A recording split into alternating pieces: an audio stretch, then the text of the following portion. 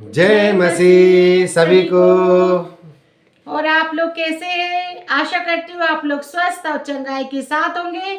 आज हम फिर आए आप लोगों के सामने दुआ, प्रार्थना और विनती के साथ। जी हाँ भाई बहनों, धन्यवाद करते हैं आप सभी का कि आप हमारे सभी कंटेंट, सभी सब्जेक्ट, सभी विषयों को सुन रहे हैं, देख रहे हैं, और हम ऐसी आशा, ऐसी उम्मीद करते हैं कि आप उस पर अमल भी करते होंगे। तो भाई बहनों, आज का जो सब्जेक्ट लेकर हम हाजिर हुए हैं, हम आपको बताएंगे पवित्र पाक बाइबल से वो वचन जो आपको सुबह सुबह बोलना चाहिए, प्रातःकाल में बोलना चाहिए। आप इन सुंदर वचनों के द्वारा अपने दिन की शुरुआत कीजिए। परमेश्वर यीशु मसीह के इन पाक वचनों से आप दिन की शुरुआत कीजिए, आगाज कीजिए अपने दिन का। आपकी जिंदगी में सुबह से लेकर शाम तक का जो कार्य होगा वो बहुत आसानी से होगा और बेहतरी से होगा, क्योंकि परमेश्वर आपको इन वचनों के द्वारा हिदायत देते हैं और आपको आशीषित करते हैं। इन वचनों को आप पढ़ते हैं तो परमेश्वर यीशु मसीह आपको ब्लेसिंग्स देते हैं। अपने दिन की शुरुआत आपको इन वचनों के द्वारा करनी है। तो जी हाँ भाई बहनों, जब हम दिन की शुरुआत करना चाहते हैं, सुबह जब उठते हैं तो हमें प्रभु का धन्यवाद करना चाहिए। और ऐसा धन्यवाद करना चाहिए जो वचन पवित्र पाक बाइबल में बताया गया है हमारे प्रभु यीशु के वचनों के द्वारा। तो आज हम जानेंगे सुबह के समय किस तरह की प्रार्थना हमें प्रभु की महिमा के लिए करना है। तो पाक पवित्र वचन की तरफ बढ़ते हैं जो हमें सिखाता है सुबह की प्रार्थना कैसी होनी चाहिए। तो हम देखेंगे भजन संहिता 5:3 में, हे यहोवा, भोर को मेरी वाणी तुझे सुनाई देगी, मैं भोर को प्रार्थना करके तेरी बाट जोहूंगा। आमीन। तो जैसे आप सुबह प्रातःकाल जब उठते हैं तब आप प्रभु से प्रार्थना कीजिए। अब जिस तरह यहाँ कहा गया है कि हे यहोवा, भोर को मेरी वाणी तुझे सुनाई देगी। जब हम सुबह उठते हैं तो प्रभु की महिमा के लिए, आशीष और ब्लेसिंग के लिए उनका धन्यवाद करते हैं। अपनी आवाज के साथ, अपने शब्दों के साथ उन्हें धन्यवाद करते हैं कि प्रभु तू मेरी आवाज को सुन रहा है। प्रभु आज के दिन तूने मुझे मौका दिया सुबह तेरी महिमा और आराधना करने के लिए। तेरा धन्यवाद करती हूँ प्रभु, तू मेरी शब्दों को सुन और मेरे जीवन को आशीषमय बना दे आज। ऐसे प्रभु का धन्यवाद करना है, क्योंकि यहाँ लिखा हुआ है कि भोर को मेरी वाणी तुझे सुनाई देगी।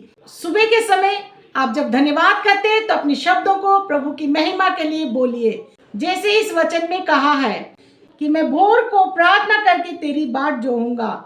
जब सुबह के समय आप प्रार्थना करते हैं तो पूरे दिन आप आनंद में रहते हैं, आशीषित रहते हैं, क्योंकि आपका प्रभु आपकी शब्दों को सुनता है और आपके जीवन में कार्य करता है। तो बढ़ते हैं हम आगे वचन की तरफ। प्रभु हमसे क्या कहते हैं हम देखेंगे।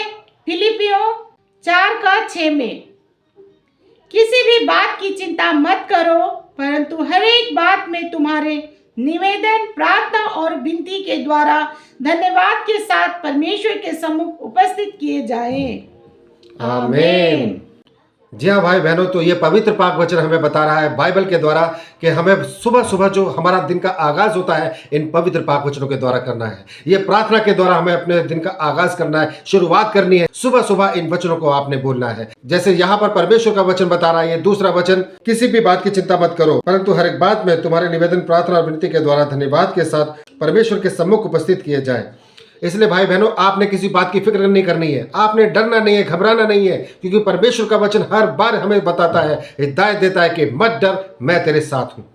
ये परमेश्वर का वचन कहता है, यीशु मसीह हर वक्त हमारे साथ है, इसलिए हमें नहीं डरना है। इस वचन को प्रार्थना में हमने बोलना है और फिक्र नहीं करनी है, चिंता नहीं करनी है, क्योंकि वचन हमें सिखा रहा है। अगर हम फिक्र करते हैं, चिंता करते हैं, तो वो परेशानी हमारे लिए और बढ़ जाती है और हम ऐसी समय में शैतान के हाथों में चले जाते हैं और वो उसको और ज्यादा बड़ा कर देता है और भी ज्यादा आप यातना में और प्रताड़ित हो जाते हैं। इसलिए जो परमेश्वर का वचन कहता है बस उस पर अमल कीजिए। परमेश्वर का वचन यहाँ पर बता रहा है, फिक्र मत करो, चिंता मत करो, मत घबराओ। इसलिए हमने नहीं डरना है, फिक्र नहीं करनी है, हमें खुश रहना है। हमें सुबह सुबह उठते ही परमेश्वर के वचन से और प्रार्थना के साथ में अपने दिन की शुरुआत करनी है। आगे कहता है परमेश्वर का वचन यहाँ पर, परंतु हर एक बात में तुम्हारे निवेदन, प्रार्थना और विनती के द्वारा धन्यवाद के साथ परमेश्वर के सम्मुख उपस्थित किए जाएं। इसलिए भाई बहनों, आपने जब भी दुआ करनी है, जब भी प्रार्थना करनी है, सुबह उठते ही, चाहे आप 2 वचन पढ़े, चाहे 3 वचन पढ़े, चाहे 4 पढ़े, आपने जब भी दुआ करनी, प्रार्थना करनी, तो यही बोलना है कि परमेश्वर तेरा धन्यवाद कि तूने मुझे आज का दिन दिखाया है। मैं तेरा धन्यवाद करता हूं कि तूने मुझे आज के दिन के काबिल बनाया है, और आज जो भी कार्य होगा, जो भी बातें होगी, सब तेरे हाथों में है पिता। और मैं तेरा धन्यवाद करता हूं आज के दिन के लिए कि तूने आज के दिन मेरी जिंदगी में बड़े बड़े और अद्भुत कार्य कर रहा है। मेरी सभी मुश्किलों को तू आसान कर रहा है। आप इस तरह से धन्यवाद की भेंट चढ़ाइए, आप इसी तरह से धन्यवाद करते जाइए परमेश्वर का। आप धन्यवाद करेंगे, परमेश्वर को सबसे ज्यादा वो पसंद है, क्योंकि परमेश्वर हमें बड़े बड़े दान वरदानों से नवाजता है, और हमारे पास परमेश्वर को देने के लिए क्या है?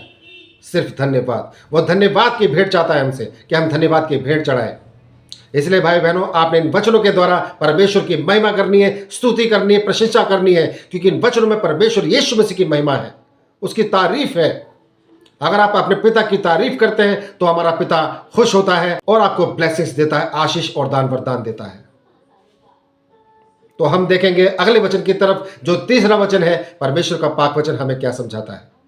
तो जी हाँ भाई बहनों, हम बढ़ते हैं तीसरे वचन की तरफ।